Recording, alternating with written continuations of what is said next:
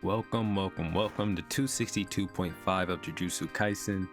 This chapter review will be shorter than usual because it's the second half of the previous chapter that I reviewed, so it should be about the same length. I do wish we got 262.5 and 263 in one issue of Shonen Jump, but whatever, who cares that much? There's more going on in Jujutsu Kaisen in real life, so I'll be fine without it. One last thing I want to mention is that reviews will be coming out on Sundays after 12 p.m. from here on out. I do think a big reason as to why my reviews always get hit are because I just release them way too early, even before officials come out. So I think this might work because everything else I post never gets hit. It's only the reviews. So I'm pretty sure it's the reviews coming out before officials do. So yeah, with that said, I'm gonna stop wasting your time. Let's get into the chapter.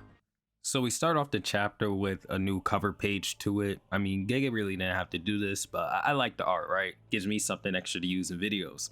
Coming back into the chapter, we have a little editor's note that says Infinity versus Amplification. The battle will be decided in these 3 minutes.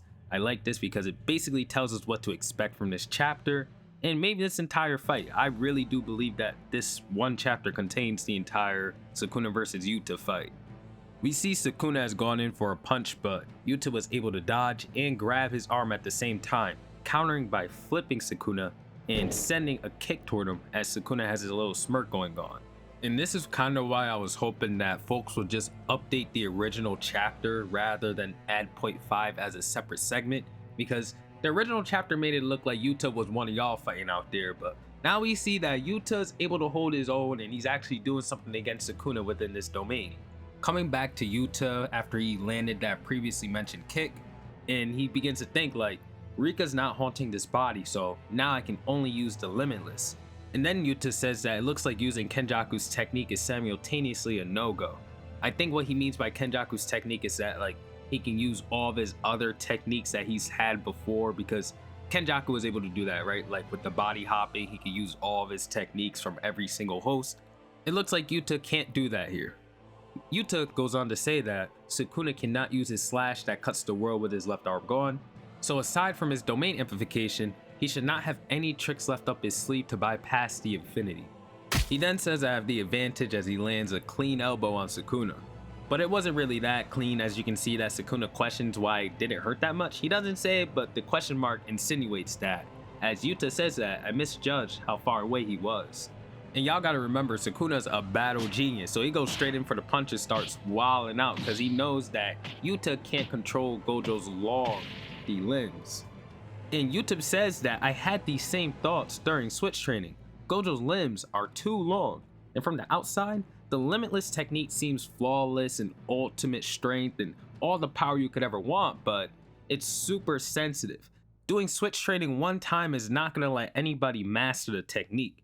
And Sukuna's like, he misfired, but I finally get why you need the 6 eyes to use this thing. You gotta remember, the 6 eyes, the Limitless, all the above, it requires a lot of math and, mental math and calculations to actually use the technique right. So this is why Yuta's having such a problem with it. Gojo's been doing this math and calculating the space and barriers. You guys know how complicated the Limitless is. It requires tons of mental math. I know people are gonna be saying I'm yapping here, but I really gotta beat this into your heads because y'all be forgetting a lot of stuff too easily.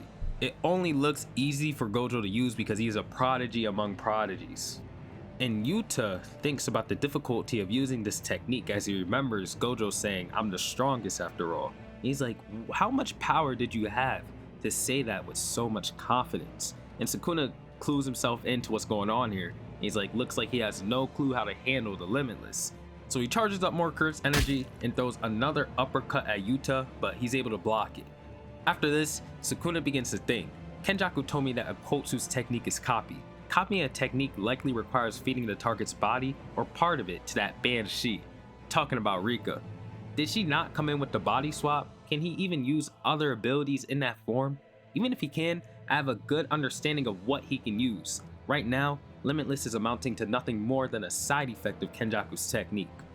And I think what he's saying here is that Yuta's Limitless usage is so bad that it's just an extra effect of Kenjaku's technique. He doesn't even consider it its own problem, and it's something that he can easily work around currently. And he also confirms that During chapter 251, that huge battle he had with both Yuji and Yuta within his domain, he's confirmed that Yuta cannot use multiple techniques all at once. So right now, he makes the guess that Yuta has no other cards in his hands besides the Limitless. And once Sukuna comes to this conclusion, he's like, wait, hold up. How long can he maintain this technique? Will he be able to keep that form once Kenjaku's technique ends? What if he came into this fight, assuming that there would be no coming back? In that case, his next move would be, and then we see like the chapter 235 purple, makeshift unlimited hollow purple, you know what I'm talking about. I don't know what the technique is called at this point. I'll just call it the Al-Qaeda special. And this moment goes hard because you see how much Sukuna is able to put together through all of his fights, and then he's like, wait, hold up. This means something else. And then he makes another observation on top of the observation he's made. Like, this dude's battle IQ is so crazy that he's got himself second guessing himself and calculating even further. That's dope. It really shows how experienced Sukuna is as a fighter. I mean, when you fighting 20 people at once every day in the golden age of sorcery, you better be thinking like this. Anyways, after this, we go into a flashback where Gojo, again, he said this in the previous chapter or 2 chapters ago. He's like, Yuta, your cursed energy is all over the place. And Panda and Maki are like, yo, he's pretty tough on you. And they're kind of hurt by the fact that Gojo's tough on them because, like me, Gojo expects a lot from Yuta. He holds Yuta to a higher standard. A lot of people hate when I criticize certain characters because I quote unquote like them, yet I talk trash about them. No, I just hold characters I like to a higher standard. I hold Yuji to a higher standard and Yuta. I mean, bro, if this concept is very hard for you to grasp, I wish you luck in life. That's all I'm gonna say. Anyways, we come back to the fight and Yuta begins to say that I'm being thorough, going through Gojo's memories one by one, and he begins to chant. So this confirms that when you take over somebody's body with Kenjaku's technique, you don't get all of the memories at once. You have to slowly go through them. But I can't blame anybody for thinking that you would just get all the memories because with Kenjaku, it definitely seemed that way. But I think the case was that Kenjaku would take over the bodies and not really fight. He was a schemer first, so he always had time to go through all of the body's memories. Anyway, as Yuta tries to chant, Sukuna comes straight in and just shuts that down and sends him flying with another punch. And he's like, don't you understand that Gojo had to use this super roundabout way to fire off the unlimited hollow purple in the first place? Sukuna's saying that Gojo would never be able to just shoot a hollow purple at him if he doesn't catch him off guard with it. And then he says that I will not give him a single opening to use that move.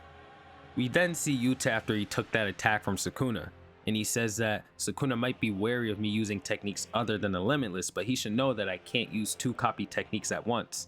That's why, even while using this technique within the Unlimited Void, this simple plan will work. We see that Yuta stretches out his hand and says blue, and as Sukuna stands still, there's a phone next to him. And then, don't move comes out of that phone. Yuta used blue to accelerate the phone right next to Sukuna's ear. And as we see that Inumaki's like coughing up hella blood, Sukuna's stuck frozen, and Yuta has begun to prepare the hollow technique purple in order to finish this battle. And with that, the chapter concludes. Now, I really don't believe this is going to work for a couple of reasons.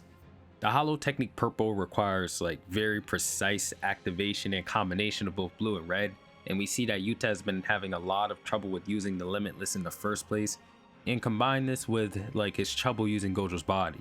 And shout out to like 10% of the comments on my spoiler video, because people noticed that the way that the 2 circles are drawn, they aren't equally next to each other, so the purple might not shoot off. But I do think in official colorings where Gojo's using the technique, we do see the same circles in this same way. If I'm wrong, I'll just throw it up on the screen anyway and put a note there. But I think that that's usually how it works. But a lot of people think that's why it may not work. And I'm not saying the theory is correct, but the reasoning behind it is logical, but I don't believe it.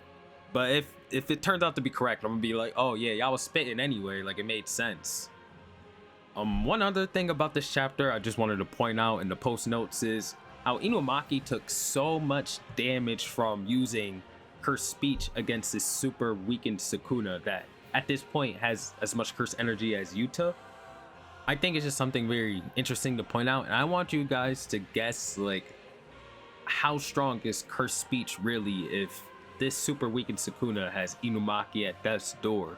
Because people be saying Yuta in a matchup against most characters in the series can just tell them to die and instantly win. I don't think that's the case. With that said, that's all my thoughts on the chapter. I mean, there's only so much I can say about a half chapter. I do think it was really good, and I hope that Shonen Jump puts the entire chapter together so we can have like a much different perspective on the entire chapter as a whole. Because the first half of the chapter, people thought that Yuta was going to get mollywopped, and the second part of the chapter shows Yuta obviously adapting and doing better as time went on. But yeah, I'm gonna close out this video. Thank you so much for watching. As usual, guys, I always appreciate the support. I'm gonna catch you on the next one. Peace out.